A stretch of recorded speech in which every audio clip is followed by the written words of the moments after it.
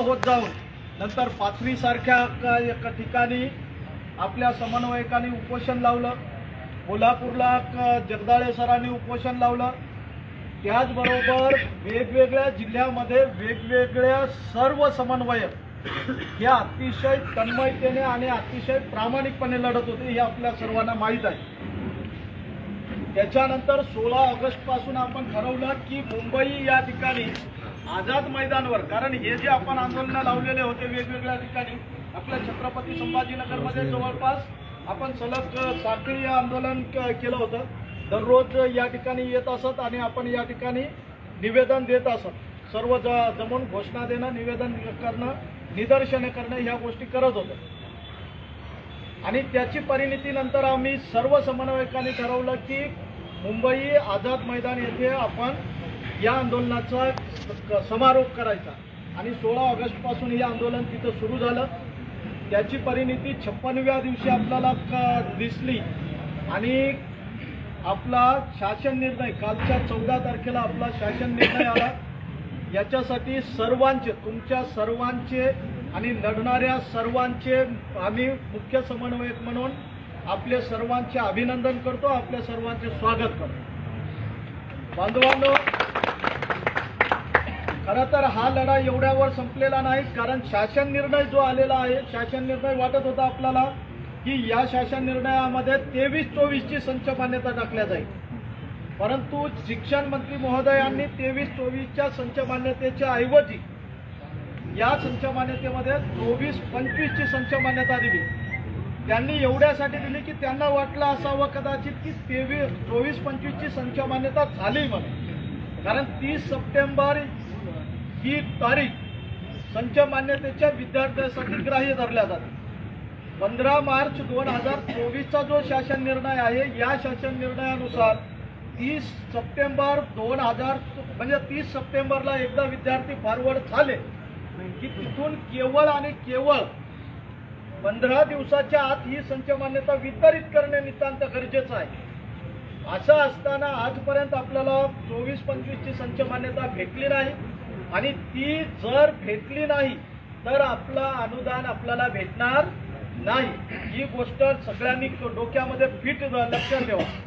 आणि जर अनुदान भेटणार नसत तर आपण एवढा दिवस लढलो त्याचा काहीही चीज होणार नाही, कारण जर नंतरचं नवीन गव्हर्नमेंट आले, गव्हर्नमेंटनं सांगितलं, समोरच्या नवीन गव्हर्नमेंटनं सांगितलं की आम्हाला या शासनाचे निर्णय मान्य नाही, लक्षात घ्या सगळ्यात मोठा धोका कुठला आहे ते, जर शासनानं समोरच्या शासनानं विरुद्ध शासन आलं, हे महायुतीचं शासन होतं, शिंदे सरकार होतं, इकडं केसरकर साहेब होते, यांनी खरं तर आपल्या सर्वांसाठी अतिशय चांगला निर्णय घेतला, परंतु उद्या येणे दुसरा गव्हर्नमेंट आल्यानं त्याच्यामध्ये अजित पवार सारखा परत एकदा वित्तमंत्री जर आला आणि त्यानं म्हणला की नाही नाही त्यावेळेचं वेगळं गव्हर्नमेंट होतं, आम्ही याला मान्य करणार नाही, तर सगळं पाण्यात जाणार आहे।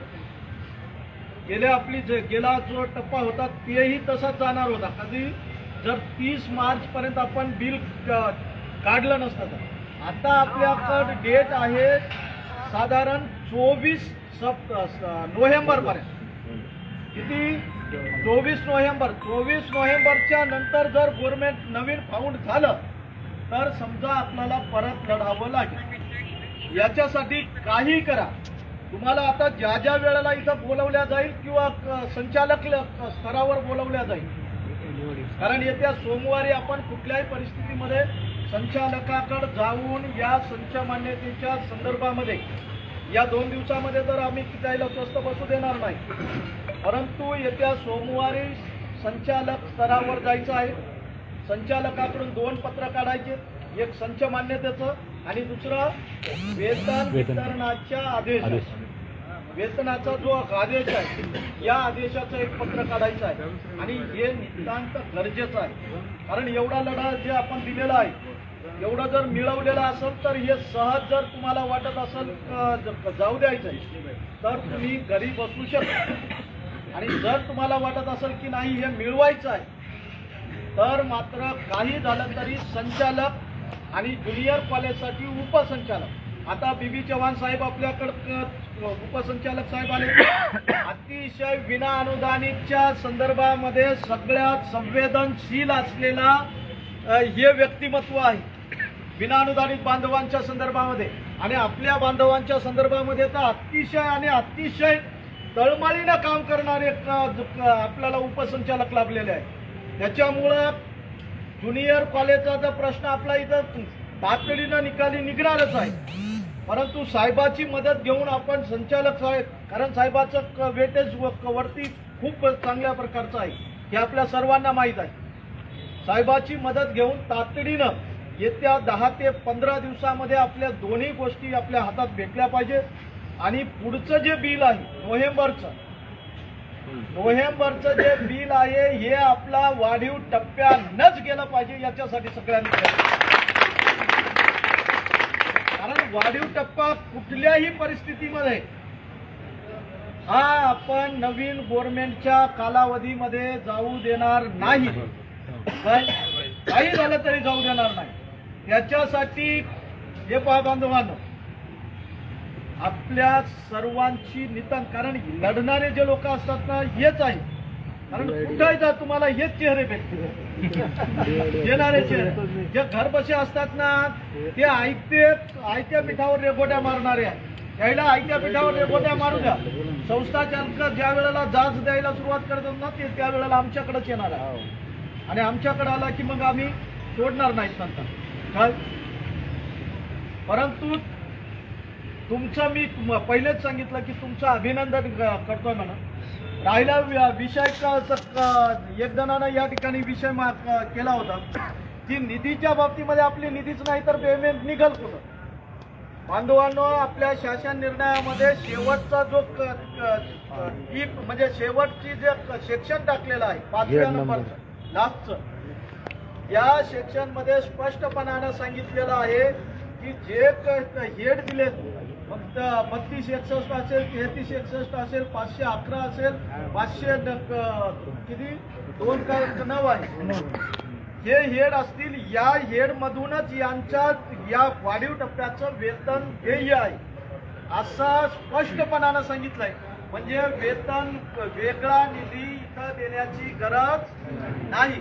फक्त आता आपल्याला एवढंच करायचं आहे, तातडीनं याच्याकडून वेतन अनुदान वितरणाचे आदेश काढायचे, वाढीव टप्प्याचे आदेश काढायचे, संच मान्यता घ्यायचे. कारण शिक्षण मंत्री फक्त शिक्षण अधिकारी हा फक्त एकच गोष्ट मागेल आपल्याला, संच मान्यता दाखवतो. कारण वेतन वितरणाचे आदेश तर त्याला द्यायचे आहे. शिक्षण अधिकाऱ्याकडून ते आदेश काढून उपसंचालकाकडून हे आदेश काढून. तर या दोघांची अडचण फक्त आता संचालक स्तरावरून आहे.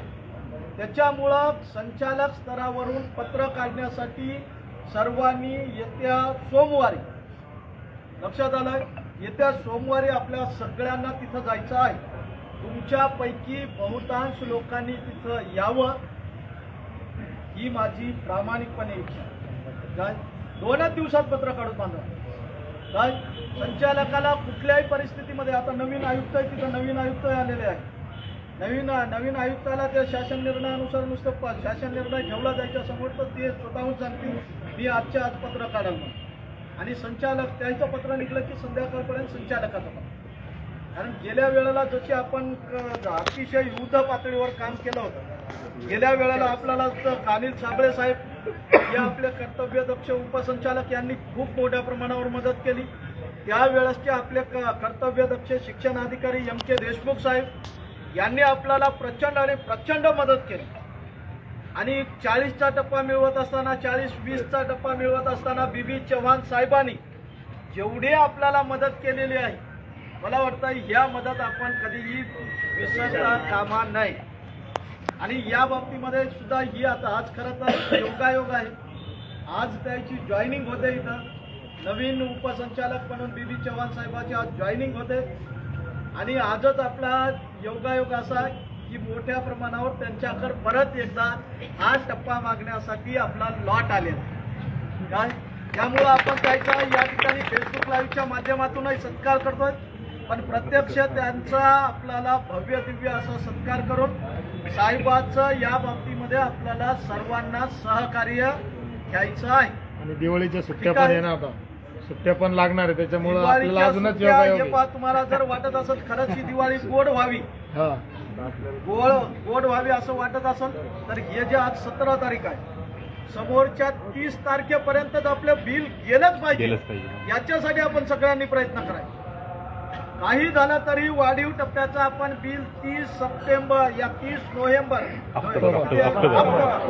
30 ऑक्टोबर पर्यंत टाकण्यासाठी पूर्ण ताकदीनं प्रयत्न करणार आहोत. त्याच्यासाठी काही झालं तरी ज्या ज्या वेळेला तुम्हाला बोलावल्या जाईल, सोमवारचं मात्र आतापासूनच वाटल्यास तिकीट बुक करा. जेही महाराष्ट्रातले इतर जिल्ह्यात अंशतः अनुदानित बांधव हे पाहतच लावी, त्यांनाही माझी विनंती आहे की त्यांनीही तिकीट, सोमवारचे तिकीट बुक करायचे आहेत. सोमवारी संचालक, दोन्ही संचालकांना भेटून आपल्याला तिथून संच मान्यता आणि अनुदान वितरणाच्या आदेशाचं पत्र, या 2 गोष्टी काढायच्या आहेत. त्यामुळं मोठ्या संख्येनं तिथं या. हीच आपली शेवटची लढाई राहणार आहे. ठीक आहे. आता थोड्या वेळात जर साहेब आले तर आपण साहेबाचा सत्कार करू. आज खरं तर साहेबाला विनाकामाचं दुसरं ताण द्यायचं नाही, पण तरीही आपण त्याला नाही, शब्द ते स्वतःहूनच बोलणार. आपल्या बोलण्याची गरज नाही. एक मिनिट, दुपारी मस्के सरांसोबत चर्चा झाली होती आणि त्या अनुषंगानं सर, जर कधी आपला याच्यामध्ये पगार निघाला तर आपल्याकडे 184 कोटी रुपये म्हणजे वाढीववाल्यांना, काही सरांची माझी चर्चा झाली होती, वाढीववाल्यांचा 1 टप्पा होईल म्हणजे नोव्हेंबर महिन्याचा, आणि डिसेंबरमध्ये बजेट झालं तर आपल्याला पूर्ण वर्षाचा पगार तुम्ही म्हणल्याप्रमाणे ऑटोमॅटिक येणार.